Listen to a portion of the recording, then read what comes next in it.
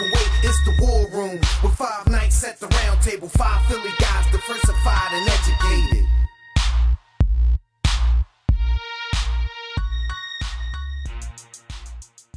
Rob, you there? I'm here, guys. How are you? Pretty good. How are you? Good. Doing great. All right. Happy holidays. Merry Christmas to everybody. Man, the same Thank to you. you. Same to you. Same to you. All right, so it's been a while since we talked to you. A lot of stuff has happened. Actually, a lot of the same people are in the news that were in the news the last time we spoke to you, but, for different reasons. So we're going to jump right into it. And, Rob, this is Devin. So I'm going to ask you about that game, since you cover sports in New York, about that game up in the Meadowlands on Sunday. Basically, we want to know how will that devastating comeback by the Eagles affect the Giants moving forward? You think they'll shake it off and bounce back, or do you think that loss will have an adverse effect on them going into the final stretch?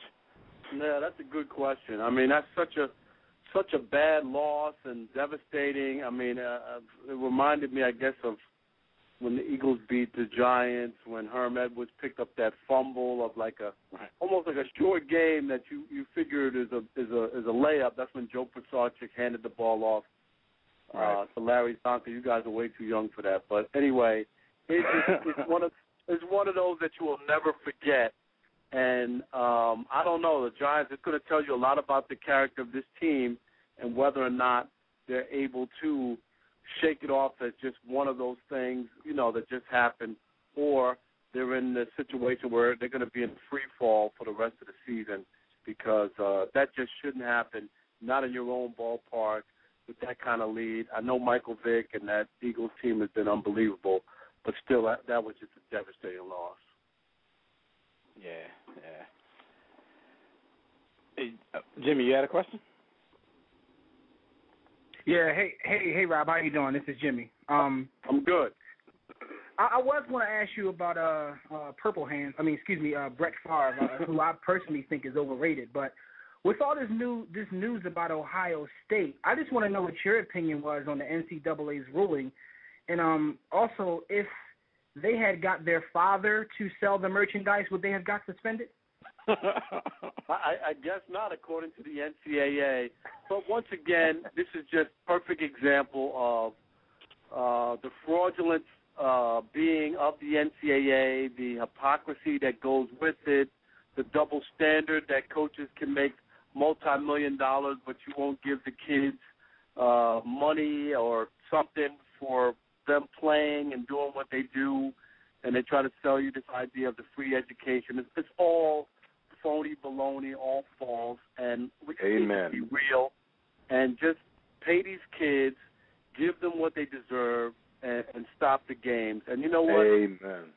I'm serious. The only way this thing is going to change, and there's some lawsuits that are pending against the NCAA when it comes to like video games and likenesses and stuff that could be devastating if the NCAA loses, which they should lose because they shouldn't have the right to have someone's image and sell and make money for the rest of their lives when kids only get a 4-year education. But if I wish, and my dream and my prayer, and maybe there's somebody who's smart who's out there, is that somehow, some way you could organize college athletes like a quote-unquote union where they speak as one, because they're being taken advantage of, and until they can get together and force the hand of the NCAA, they will always be pawns for people to make money off their backs. And I think it's a disgrace that it goes on, and I can't believe it's going on as long as it has. Oh, man. Amen. Amen. Yeah. that answer gets an applause from me, Rob. I'm totally on board with you. Bradley here. Wanted to take it right back to the NFL and ask you right now, as we stand, who would get your vote for NFL MVP and why? Well, I know it's going to be Tom Brady. I mean, I just know it because of his pedigree and all the other stuff. But if I had a vote, it would be Michael Vick, only from the standpoint of, you want to talk about a guy who came out of nowhere, a guy who was supposed to be a backup, not only comes in and plays, but the games that he has performed and at the level that he's played and lifted that Eagles team, which most people didn't even think were going to be in the mix for anything this year. To me, that's an MVP. And that Monday night game where he's unbelievable, and then the engineer, such a comeback on the road against the Giants. When you put together this guy's resume, and I know Tom Brady's played well as you can the last 5 or 6 weeks and have an unbelievable season, but I'm telling you, Michael Vick to me is my MVP. Even with the 4 games missed. Yeah, because that's the thing that tells you so much, that not only did the guy not put up some unbelievable numbers with missing 4 games, he was injured and came back and continued to play at a high level. I think you get extra points for that. Hey, Rob, this is Devin. I just wanted to tell you, it's probably a few of our listeners are probably really happy you said that, because Jimmy and I were on Facebook this week getting cursed out by a whole bunch of people because we were saying Tom Brady should be the MVP. But I'm sure you got people clapping in their houses right now. Oh, yeah, no, I'm just saying, like I said, I think Tom Brady will win it, but I'm just saying if I had a vote, sometimes, you have to look a little deeper, and Tom Brady is obvious, is obvious because of how well New England's playing. But you want to talk about an out-of-nowhere performance and at a high level, Michael Vick has been that. No doubt. Both of those guys are playing out of their mind. Rob, this is PJ. Just wanted to get into baseball real quick with you. Were you shocked when Cliff Lee came back to the Phillies? And in your opinion, does that move make the Phillies the prohibitive favorite to win the World Series this coming year? Yeah, first of all, I was shocked. I mean, it told me a lot about his character because, first of all, they dumped him. Okay, so they dumped you for Roy Halladay, and then you come crawling back, or willing to take a less money to go back to play in Philadelphia. And you know what? He says it's because of his family and they like their time there. And I'm not going to call the man a liar saying it's not true. But when a guy is willing, he did a LeBron to me. He wasn't willing to go somewhere, take the top loot, and be the top dog. He'd rather mix in with other guys and have less pressure on himself, take his money, but not be counted on to be the number one guy. And with Halladay there, he can feel comfortable to be number 2 or 3 starter and make a lot of money, but not have the pressure of being number 1. And I don't want a guy like that on my team. But he still has to go out.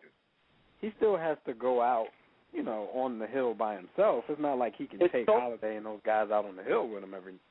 No, but that's not it. You don't match up against the top starter of every team for the most part. Obviously, it's not always that way, but to me, it just tells me about a flaw that this guy, the last 2 years, was unwilling to pitch games 1, 4, and 7 for his team, to do something extra to try to help their team win. And are they the favorites? Yes, the Phillies are the favorites. When you load up on pitching like that, you're going to be in every game. You have a chance to win. But just remember that Cliff Lee has been to the World Series the last 2 years, and his team has never won. So it's not a layup. It's not automatic. And last year, if you remember, it wasn't the pitching that was bad for Philadelphia. They couldn't hit in the NLCS. Yeah. And if you don't hit or get clutch hits, you won't win no matter how good your pitching is. You still got to get a few hits. True that. Kill. Okay. Hey, real quick, Rob, where did you think Cliff Lee should have went before I ask my next question? No, I was surprised. I thought it would be between the Yankees and Rangers. That's all. And I thought, if anything, he would stay with the Rangers because they had made a move, and I just thought that that was going to be more comfortable for him, more so than New York. I don't know. I guess he wasn't really a New York guy. I never really got that sense that he was really willing to take on that responsibility like CeCe did. A lot of people said CeCe wasn't a New York guy, but that guy's done nothing but win since he's come to New York. So I thought he was going to stay at the Rangers. I was surprised he went back to Philly. Okay, yeah, me too. Now, let's move on to the NBA and basketball. Now, all I have to ask is, do the recent trades make the Orlando Magic a better team in your opinion? And do you think they were panic moves related to the recent success of the Miami Heat? I don't think they were panic moves. They were losing. I mean, there's no way that team should have been losing the way that they were. Vince Carter, a 0. Anytime you could get rid of Vince Carter, I think that's a plus. That's a disadvantage.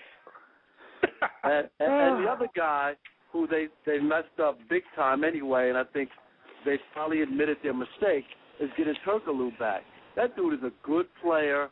He made it real tough on LeBron, and when they won and beat the Cavs in that series, that guy is huge. He can handle the basketball, he can pass, he can shoot, he can drive, and he can make free throws. And when you have a guy who handles the basketball that much at the end, you got to be able to make free throws. He's a really, really good player, and I think that's a great move to get him back.